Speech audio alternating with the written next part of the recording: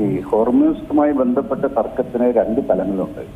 അതിൽ ആദ്യത്തേത് ഇറാന് ഇപ്പോൾ അക്രമത്തിൽ നിന്ന് സംരക്ഷണം നൽകുന്നത് ഹോർമൂസ് കടലിടുക്കിൽ അവർക്ക് കപ്പൽ ഗതാഗതത്തെ നിയന്ത്രിക്കാൻ സാധിക്കുമെന്ന ഒരേ ഒരു കാര്യം മാത്രമാണ്. മുൻപ് ചർച്ച ചെയ്തതുപോലെ നോർത്ത് കൊറിയയ്ക്ക് അണവായുധം പോലെയാണ് ഇപ്പോൾ ഇറാന് ഹോർമൂസ് കടലിടുക്ക്. അവർക്ക് ഗൺബോട്ടുകളുണ്ട്. മോസ്കിറ്റോ ഫ്ലീറ്റ് എന്നറിയപ്പെടുന്ന അതിവേഗ ബോട്ടുകൾ നിരവധി IRGCയുടെ നിയന്ത്രണത്തിലുണ്ട്. അതുപയോഗിച്ച് ഈ കപ്പൽ പാതയിൽ പോലും മൈനുകൾ പാകാനും അതിലൂടെ കടന്നു പോകുന്ന വാണിജ്യ കപ്പലുകളെ ആക്രമിക്കുവാനും ഇറാന് സാധിക്കും. അപ്പോൾ അത് ഭൂമിശാസ്ത്രപരമായ പ്രത്യേകത കൊണ്ട് അവർക്കത് എപ്പോൾ വേണമെങ്കിലും ചെയ്യാൻ സാധിക്കും. മാത്രമല്ല ഡ്രോണുകളും FRGസും ഷോർട്ട് റേഞ്ച് ബാലിസ്റ്റിക് മിസൈലുകളും ഉണ്ടെങ്കിൽ ആ മേഖലയിലുള്ള കപ്പൽ ഗതാഗതത്തെ ഡിസ്ട്രപ്റ്റ് ചെയ്യാൻ അവർക്ക് എളുപ്പം സാധിക്കും. അപ്പോൾ ഹോർമൂസ് കടലിടുക്ക് ഇറാൻ അടച്ചിരിക്കുന്നു. പുറത്ത് ഗൾഫ് ഓഫ് ഏഡനിലും ഇന്ത്യൻ മഹാസമുദ്രത്തിലൊക്കെ ഇറാനിൽ നിന്ന് വരുന്ന കപ്പലുകൾ, ഇറാനിൽ നിന്ന് പോകുന്ന കപ്പലുകളൊക്കെ പിടിച്ചെടുത്തുകൊണ്ട് അമേരിക്ക സമ്പൂർണ്ണ നാവിക ഉപരോധവും പ്രഖ്യാപിച്ചു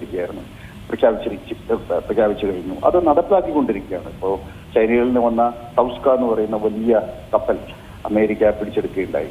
ഇതിനെ സാഗര ഭീകരത എന്നാണ് ഇറാൻ വിമർശിച്ചത്. മാത്രവുമല്ല ചൈനയും ഇക്കാര്യത്തിൽ ശക്തമായ വിമർശനം മുന്നോട്ട് വച്ചിട്ടുണ്ട്.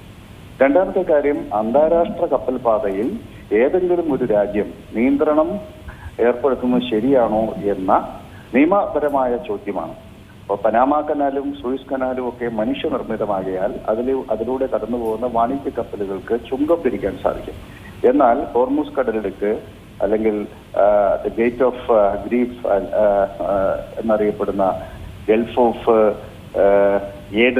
ഏഡനെയും ചെങ്കടലിനെ തമ്മിൽ ബന്ധിപ്പിക്കുന്ന കടലിടുക്ക്, അല്ലെങ്കിൽ പാക് സ്ട്രെയിറ്റ്, പിന്നെ Gulf straight of Malacca, straight of Singapore, അല്ലെങ്കിൽ സ്ട്രെയിറ്റ് ഓഫ് തൈവാൻ, ഇതെല്ലാം വളരെ പ്രധാനപ്പെട്ട ജിബ്രാൾട്ടർ സ്ട്രെയിറ്റ്, അറബിക്കടൽ, മെഡിറ്ററേനിയൻ കടലിനെയും അറ്റ്ലാന്റിക് സമുദ്രത്തെയും തമ്മിൽ ബന്ധിപ്പിക്കുന്ന കപ്പൽ പാതയാണ്, കടലിടുക്കാണ്. അപ്പൊ ഇതെല്ലാം അന്താരാഷ്ട്ര ജലപാതകളായിട്ടാണ് നിലനിൽക്കുന്നത്. ഈ അന്താരാഷ്ട്ര ജലപാതകളെ അതിനോട് സമീപത്ത് നിൽക്കുന്ന രാജ്യങ്ങൾക്ക് നിയന്ത്രിക്കുവാനും സാധിക്കും. അപ്പോൾ ഇന്ത്യയെ സംബന്ധിച്ചിടത്തോളം നമുക്ക് പോർട്ട് ബ്ലെയർ, നമ്മുടെ അണ്ടമാൻ നിക്കോബാർ ഐലൻഡ്സിൽ ഏറ്റവും തെക്ക് ഭാഗത്തുള്ള ഐലൻഡിൽ നമ്മളൊരു നാവിക താവളം ഇപ്പോൾ കൺസ്ട്രക്ട് ചെയ്തുകൊണ്ടിരിക്കുകയാണ്. അപ്പോൾ അവിടെ നിന്ന് വളരെ ലളിതമായി Gulf of straight of Malacca വഴിയുള്ള കപ്പൽ ഗതാഗതത്തെ ഇന്ത്യൻ നേവിക്ക് നിയന്ത്രിക്കാൻ സാധിക്കും. അപ്പം അതുകൊണ്ട് ഇങ്ങനെ ഭൂമിശാസ്ത്രപരമായി ഈ കപ്പൽ പാതയോട് അടുത്ത് നിൽക്കുന്ന രാജ്യങ്ങൾക്ക് അതിലൂടെയുള്ള കപ്പൽ ഗതാഗതത്തെ, വിശേഷ വാണിജ്യ കപ്പലുകളെ നിയന്ത്രിക്കാൻ സാധിക്കുന്ന സ്ഥിതി വന്നാൽ അത് ആഗോള അടിസ്ഥാനത്തിലുള്ള സമുദ്രത്തിലൂടെയുള്ള കപ്പൽ വാണിജ്യത്തെയും കപ്പൽ ഗതാഗതത്തെയും ബാധിക്കും. അത് ലോകത്തിലെ സപ്ലൈ ചെയിനെ പൂർണ്ണമായും ഡിസ്റ്റർബ് ചെയ്യുന്ന രീതിയിലായിരിക്കും കാര്യങ്ങൾ വളരുക.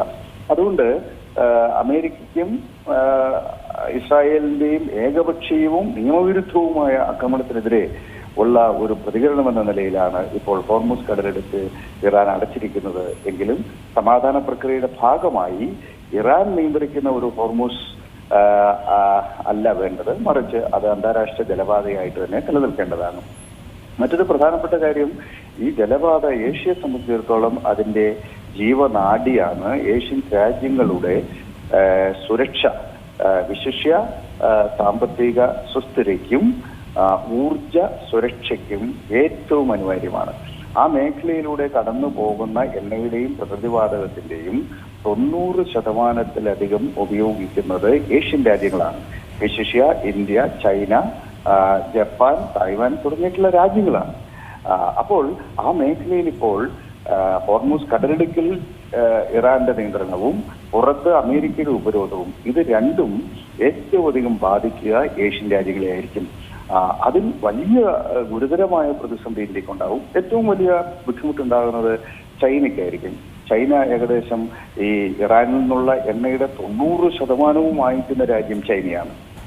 വെനിസ്വേലയിൽ നിന്ന് വൻതോതിൽ എണ്ണ ഇറക്കുമതി ചെയ്യുന്ന രാജ്യമാണ് ചൈന. വെനിസ്വേല അമേരിക്ക ഏകപക്ഷീയമായി പിടിച്ചെടുത്തു. ഓപ്പറേഷൻ അബ്സല്യൂട്ട് റിസോൾവ് എന്ന പേരിൽ നിക്കോളാസ് മദുറോയെയും ഭാര്യയെയും അവിടുന്ന് കടത്തിക്കൊണ്ടുപോയി ജയിലിൽ പാർപ്പിച്ചിരിക്കുകയാണ്. ഇറാന്റെ എണ്ണ മുഴുവനും ഇപ്പോൾ അമേരിക്കയാണ് നിയന്ത്രിക്കുന്നത്. അമേരിക്ക ആയിരിക്കും ഈ ഇറാന്റെ എണ്ണ ആഗോളാടിസ്ഥാനത്തിൽ വിതരണം ചെയ്യുക എന്ന സാഹചര്യമാണുള്ളത്. അപ്പോൾ ഇറാനിൽ നിന്ന് ചൈനയിലേക്കുള്ള എണ്ണ വിതരണം തടസ്സപ്പെട്ടിരിക്കുന്നു. ഇതുപോലെ ഇറാനിൽ നിന്ന് 90% എണ്ണ വാങ്ങുന്ന രാജ്യമാണ് ചൈന. ഇറാനിൽ നിന്നുള്ള എണ്ണയും ചൈനയിലെത്താത്ത സാഹചര്യമുണ്ടാകുന്നത്. ഇത് ചൈനീസ് ഇക്കണോമിയെ ഗുരുതരമായി ബാധിക്കും. ഇന്ത്യയെ ഇത് വലിയ രൂപത്തിൽ ബാധിക്കും. നമുക്ക് ആവശ്യമായ പാചകവാതകത്തിന്റെ 40% വരുന്നത് ഖത്തറിൽ നിന്നാണ്. നമ്മുടെ മൊത്തം ഊർജാവശ്യത്തിന്റെ 20%-ലധികം ഈ ഗൾഫ് മേഖലയിൽ നിന്നാണ് വരുന്നത്. ഗൾഫ് മേഖലയെക്കുറിച്ച് സവിശേഷമായി പറയുമ്പോൾ അവിടെ ഇന്ത്യയുടെ ഊർജ സുരക്ഷ മാത്രമല്ല, 1 കോടിയോളം ഇന്ത്യക്കാർ അവിടെയുണ്ട്. അവരുടെ ജീവനും സുരക്ഷിതത്വവും കൂടി ഇന്ത്യയുടെ പ്രധാനപ്പെട്ട കൺസേണായി വരും. ഈ കാര്യങ്ങളെല്ലാം പരിഗണിക്കുമ്പോൾ ഇപ്പോൾ തന്നെ എണ്ണവില കൂടിയിരിക്കുന്നു. വികസിത രാജ്യങ്ങൾ, വിശേഷിച്ച് ഏഷ്യയിലെ അതിവേഗം വളരുന്ന സമ്പദ്ഘടനകളൊക്കെ മാന്ദ്യത്തിലേക്ക് പോകാനുള്ള സാഹചര്യം നിലനിൽക്കുകയാണ്. അപ്പോൾ ഇത്തരം ഒരു സന്ദർഭത്തിൽ ഹോർമുസ് കടലിടുക്ക് അന്താരാഷ്ട്ര വാണിജ്യ കപ്പൽപാതയായി നിലനിർത്തുകയും ഗൾഫ് മേഖലയിൽ നിന്ന് ലോകത്തിന്റെ വിവിധ ഭാഗങ്ങളിലേക്കുള്ള എണ്ണയുടെയും പ്രകൃതിവാതകത്തിന്റെയും ഒഴുക്ക് തടസ്സപ്പെടാതെ നിലനിർത്തുക, അത് അനുസ്യൂതം ഒഴുകുന്ന ഒരു സാഹചര്യം ഉണ്ടാക്കുകയും ചെയ്യുക എന്നുള്ളത് ആഗോള സമൂഹത്തിന്റെ താല്പര്യമാണ്. വിശേഷിച്ച് അതിൽ ഏഷ്യൻ താല്പര്യങ്ങൾ വളരെ ശക്തമായി ഉൾച്ചേർന്നിരിക്കുന്നു. അതുകൊണ്ട് അമേരിക്കയുടെ ഏകപക്ഷീയമായ ആക്രമണം അവസാനിപ്പിക്കുകയും ഇറാൻ എന്ന് പറയുന്ന രാജ്യത്തിന്റെ പരമാധികാരത്തെ അംഗീകരിച്ച് സമാധാനത്തോടുകൂടും സുരക്ഷിതമായും നിലനിൽക്കാനുള്ള ഇറാന്റെ അവകാശം അന്താരാഷ്ട്ര സമൂഹം ഉറപ്പുവരുത്തുകയും ഹോർമുസ് കടലിടുക്കിലൂടെയുള്ള ഗതാഗതം ഉറപ്പുവരുത്തുകയും ചെയ്യണം. ഇത് മാത്രമാണ് ഒരു പരിഹാരം. നിലവിൽ സംഘർഷം നിലനിൽക്കുന്ന സാഹചര്യത്തിൽ ഇറാന്റെ സുരക്ഷയ്ക്ക് ഒരു ഗ്യാരണ്ടിയുമില്ല. എപ്പോൾ വേണമെങ്കിലും അമേരിക്ക ഇറാനെ ആക്രമിക്കാം. ഇപ്പോൾ ഇറാന്റെ തുറമുഖങ്ങൾ മുഴുവനും അമേരിക്കയുടെ ഉപരോധത്തിന്റെ ഭീഷണിയിലാണ്. ഇറാനിൽ നിന്ന് എണ്ണ പുറത്തേക്ക് പോകാൻ സാധിക്കുന്നില്ല. അവരുടെ ഏറ്റവും പ്രധാനപ്പെട്ട പ്രകൃതി വിഭവം എണ്ണയും പ്രകൃതിവാതവുമാണ്. ഇത് രണ്ടും കയറ്റി അയക്കാൻ ആ രാജ്യത്തിന് സാധിക്കുന്നില്ല. 1979 മുതൽ നിലനിൽക്കുന്ന കഠിനമായ ഉപരോധം മൂലം തകർന്ന ഒരു സമ്പദ്ഘടനയാണ് ഇറാനുള്ളത്.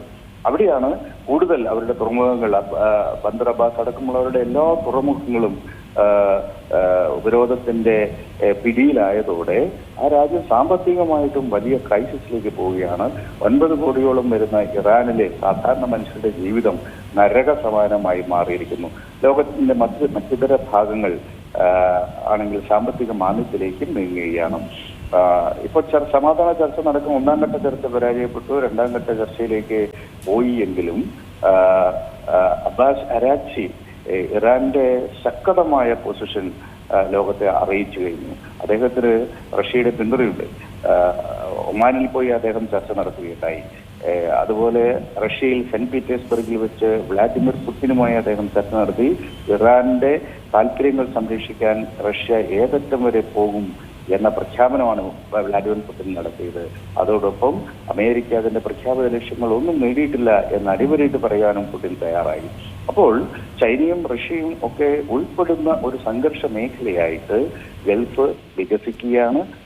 ഇതിനിടെ ഗൾഫിലുള്ള രാജ്യങ്ങൾ തന്നെ നേരിട്ട് ബാക്ക്ഡോർ ഡിപ്ലോമസിയുടെ സാധ്യതകൾ ഉപയോഗിച്ചുകൊണ്ട് ഇറാനുമായി സമ്മതിച്ചു വരുന്നു എന്ന റിപ്പോർട്ടുകളും വരുന്നുണ്ട്. അപ്പോൾ സമാധാന പ്രക്രിയയിലൂടെ ഇറാന്റെ സുരക്ഷിതത്വം ഉറപ്പുവരുത്തുക. ഇനിയൊരു ആക്രമണം ഇസ്രായേലിന്റെ ഭാഗത്തുനിന്നും അമേരിക്കയുടെ ഭാഗത്തുനിന്നും ഉണ്ടാകില്ല. ഇറാന്റെ പരമാധികാരം അംഗീകരിക്കപ്പെടും, ബഹുമാനിക്കപ്പെടുമെന്ന സാഹചര്യം സൃഷ്ടിച്ചുകൊണ്ട് മാത്രമേ സമാധാന പ്രക്രിയയിൽ മുന്നോട്ട് പോകാൻ സാധിക്കുള്ളൂ. അപ്പോൾ ഈ ദിശയിൽ കാര്യങ്ങൾ നീങ്ങുമോ എന്നത് കണ്ടറിയണം. ഏറ്റവും പുതിയ വാർത്തകളും വിശേഷങ്ങളും വിരൽത്തുമ്പിലറിയാൻ സീ മലയാളം ന്യൂസ് എല്ലാ ഡിജിറ്റൽ പ്ലാറ്റ്ഫോമുകളിലും ലഭ്യം.